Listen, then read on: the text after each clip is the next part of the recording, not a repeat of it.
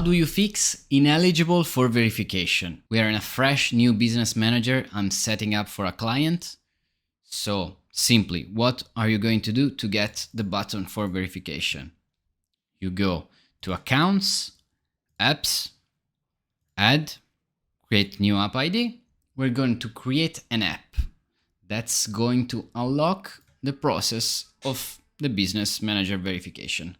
We're going to click Next, put a name, test, app, whatever, doesn't matter. Create app. Okay, at this point, I'm just gonna go back to the business manager. We created the app. Here, inside apps, you're gonna see your app.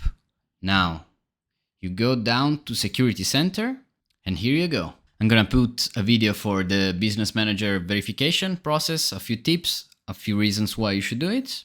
Until next time, bye.